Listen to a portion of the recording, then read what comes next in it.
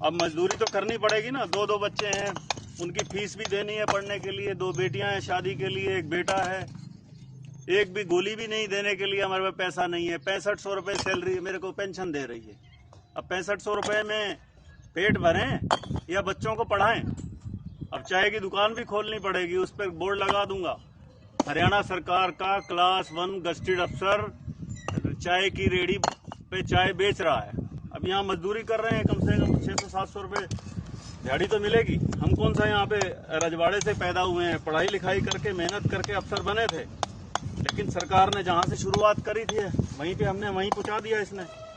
और ये बीजेपी की सरकार जो है, ये सिर्फ पूंजीपतियों के खाते भरने के लिए है। खट्टर साहब बोलते हैं मैंने बड़ी लावणी करी है, बड़ी ये करी है, जरा कदे पेंशन छोड़ेगा क्या? हरियाणा राज्य की उसको इतनी चिंता है, हरियाणा राज्य की उसको चिंता है कि 2030 तक दिवालिया हो जाएगा। और अभी बोल रहे हैं पिछले 3 महीने में हरियाणा ने 7500 करोड़ रुपया जीएसटी का इकट्ठा किया है। एक तरफ से तो दिखाते हैं कि हमारे पास बहुत सारा पैसा है, और दूसरी तरफ दिखाते हैं कि हम दिवालिया होने जा रहे हैं। ये 2 स्टेटमेंट क्या है? एमपी को, एमएलए को 4-4 बार की पेंशन, और हमने अपनी सारी जिंदगी दे दी 58 साल तक सरकार को, एक पेंशन देने में भी उसका दिवालिया होने पे आ जाएगी।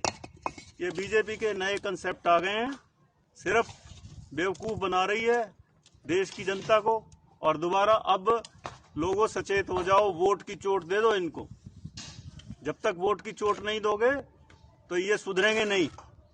कांग्रेस तो इससे लाख दर्जे अच्छे है, कम से कम मुलाजिमों के ऊपर उन्होंने अपना हथौड़ा तो नहीं चलाया। अपनी तिजोरियां भर लो और देश के नागरिकों को कर दो कमजोर।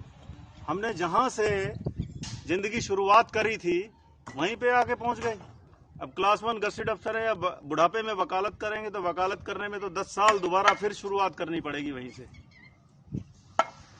6500 रुपये में अगर मैं बीमार हो गया तो इन्होंने आयुष्मान में भी नहीं आएंगे हम तो, पीले कार्ड भी नहीं बनेंगे हमारे, तो हम कहाँ जाएं?